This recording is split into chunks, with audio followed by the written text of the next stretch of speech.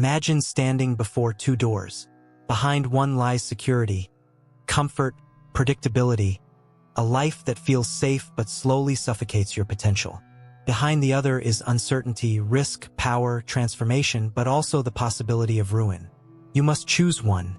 Yet as your hand trembles toward the handle, your thoughts begin to twist. What if your instincts deceive you? What if logic is merely fear dressed in rational words?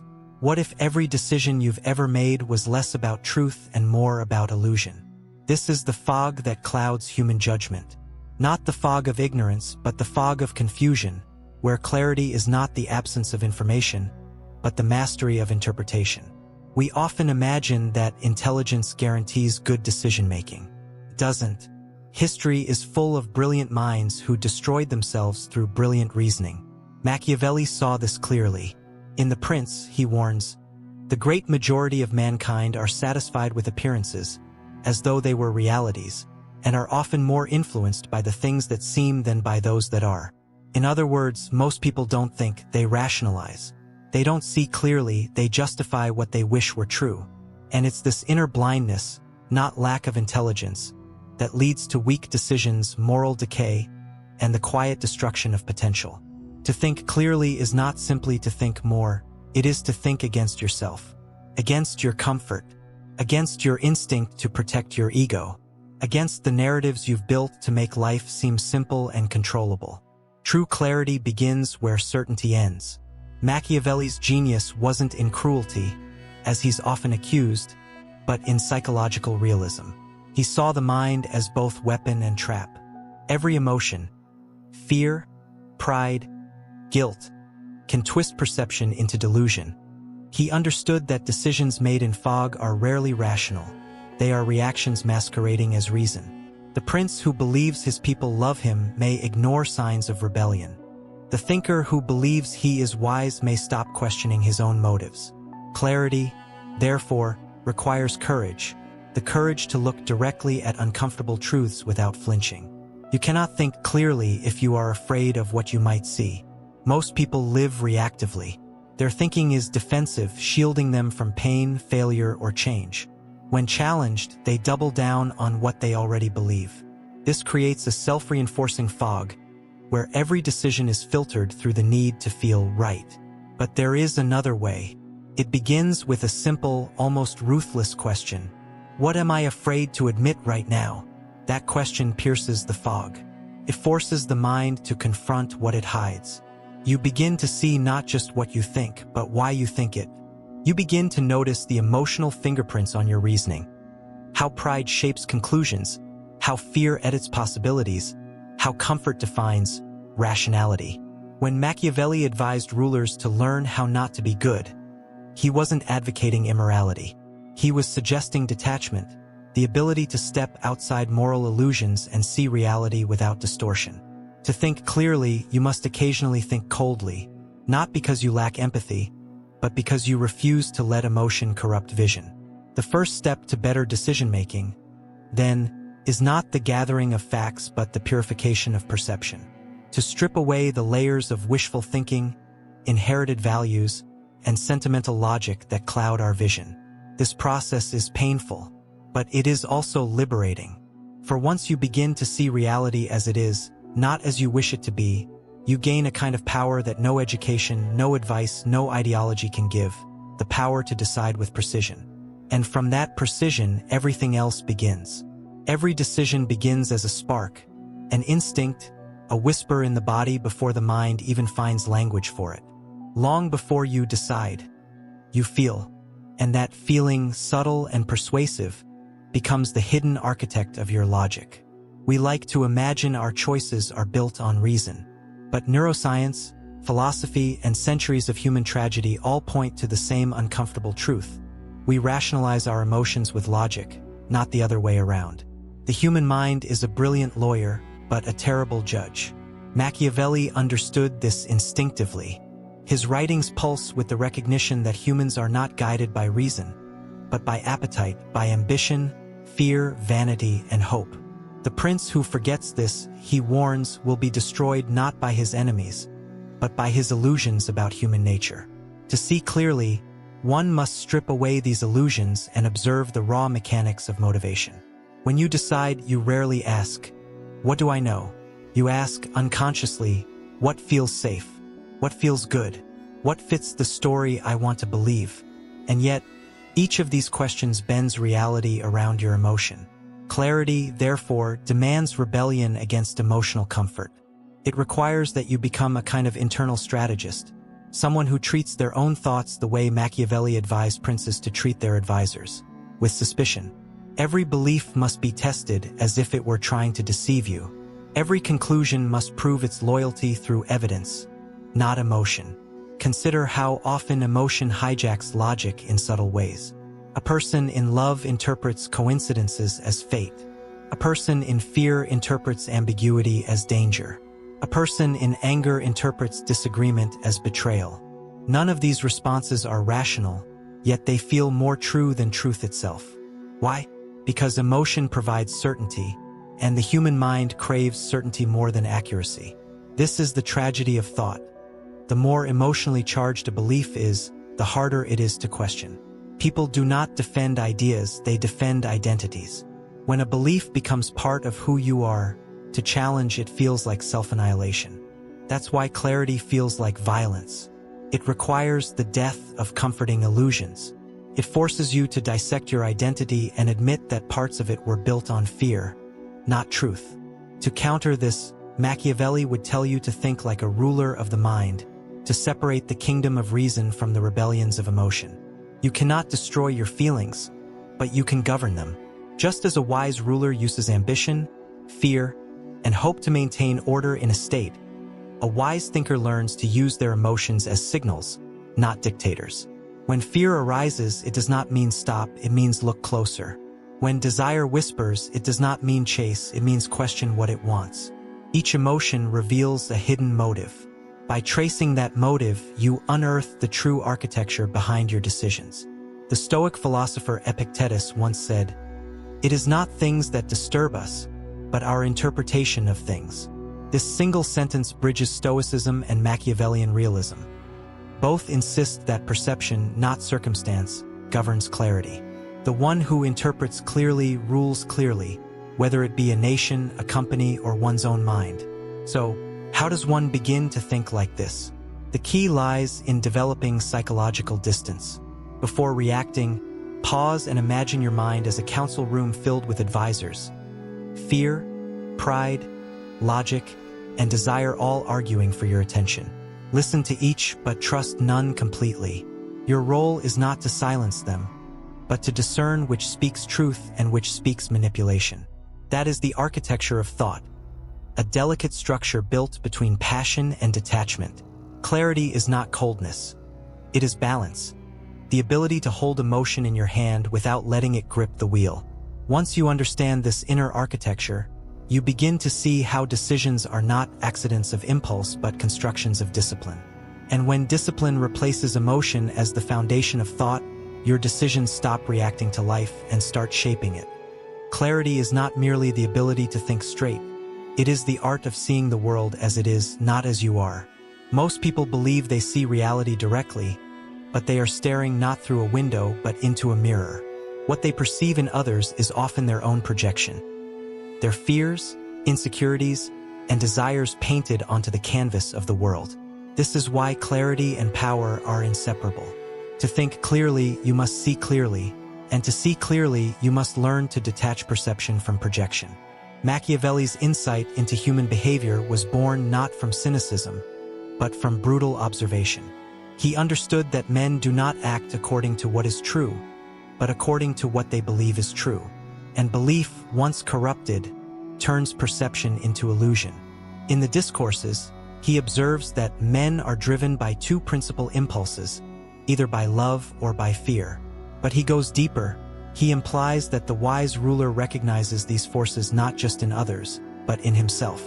For what blinds us most is not the deceit of others, but the deceit of self. When you make decisions based on perception, you must always ask, whose eyes am I using? Are you seeing through your own understanding, or through the distortions of habit, pride, or emotion? Are you observing reality, or replaying the story you've told yourself about it? The first distortion is emotional bias. We see what validates our feelings and ignore what contradicts them. The second distortion is social bias. We see what the crowd applauds, not what is true. And the third, the most dangerous, is moral bias, the tendency to confuse what is good with what is effective. Machiavelli's realism unsettled the moral order of his time because he separated morality from strategy. He did not reject virtue, he redefined it as effectiveness. To him, a decision was good not because it felt righteous, but because it achieved its intended purpose. A ruler blinded by moral purity was no less deluded than a criminal blinded by greed. Both refused to see the world as it was. To think clearly in this sense requires a certain philosophical ruthlessness. You must be willing to acknowledge uncomfortable truths. That people lie to survive, that loyalty is conditional, that emotion manipulates memory, that good intentions can lead to ruin. But the goal is not cynicism, it is precision. Seeing clearly does not mean abandoning values. It means grounding them in reality rather than fantasy. Consider how perception shapes human interaction.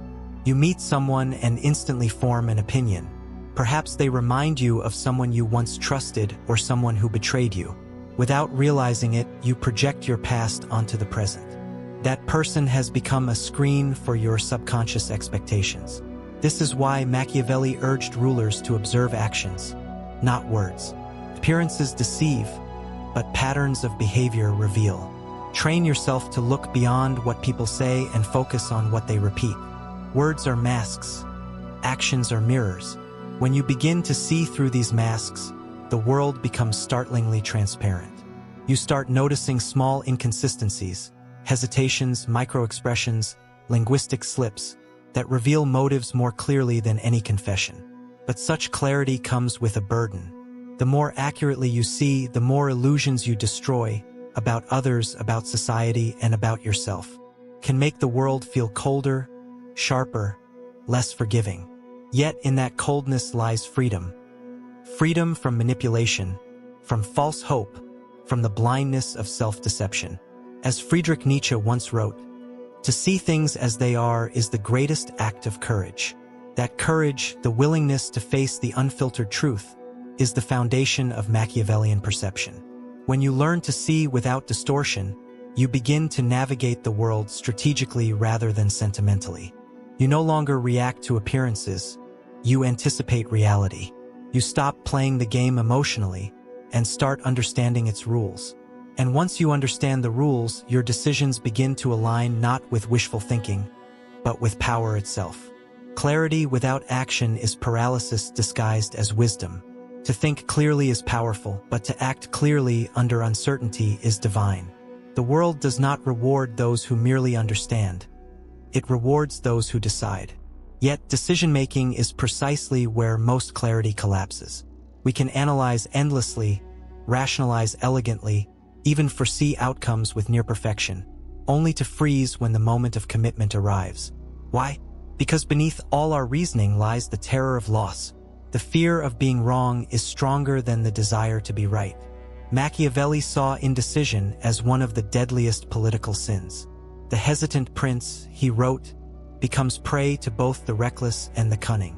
In The Prince, he declares, "Fortune is a woman, and if you wish to keep her under, it is necessary to beat and ill-use her." Crude as it sounds to modern ears, the metaphor hides a profound truth. Life favors the bold, not the perfect.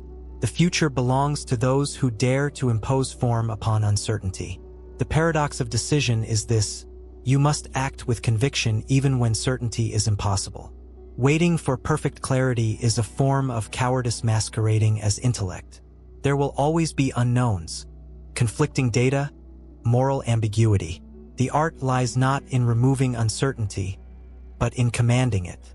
To decide well under chaos, you must master 3 Machiavellian principles: detachment, timing, and adaptability. Detachment is the refusal to let emotion dictate the pace of choice.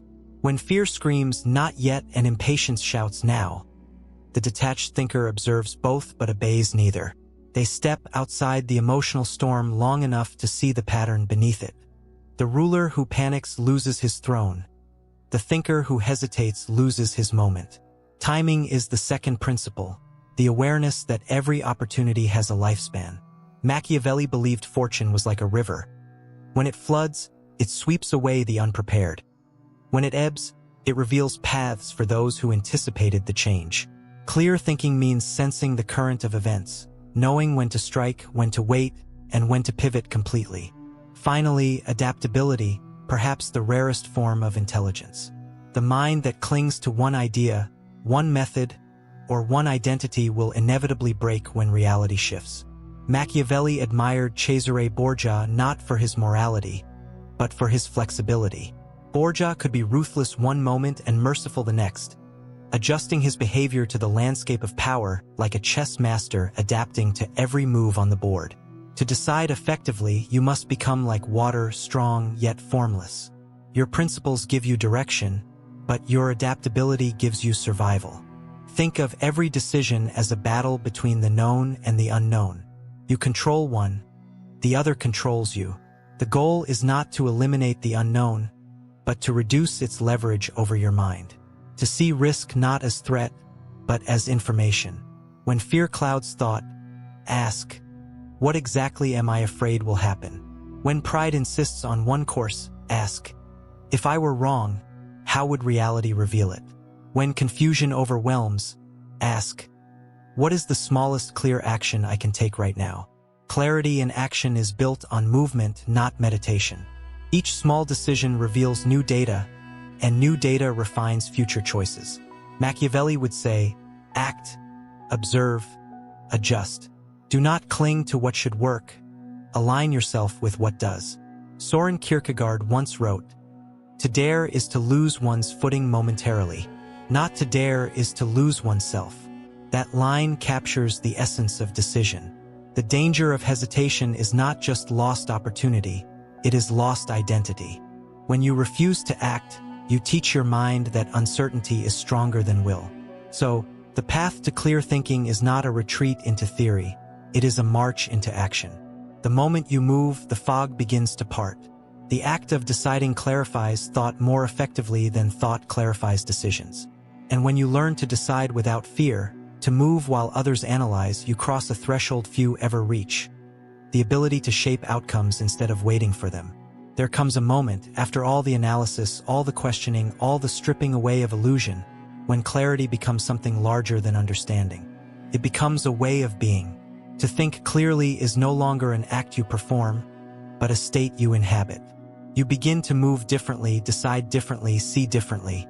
The fog that once filled every corner of your mind begins to dissolve, and for the first time you see the world not as chaos, but as a structure of forces that can be understood, influenced, even shaped. This is the Machiavellian ideal at its purest. Not manipulation, not cruelty, but lucidity, the ability to see both light and shadow without confusion, to navigate reality without the crutch of delusion, to balance intellect and instinct, strategy and soul. But clarity is not peace. It demands vigilance because the fog always returns. The moment you grow comfortable in your insight, ego creeps back in. The moment you believe you understand people, you begin to project again. The moment you think you are immune to illusion, illusion disguises itself as certainty. The mind must remain a fortress, but one with open gates, defended by reason, yet receptive to truth, no matter how inconvenient it feels. Machiavelli taught that power is not static.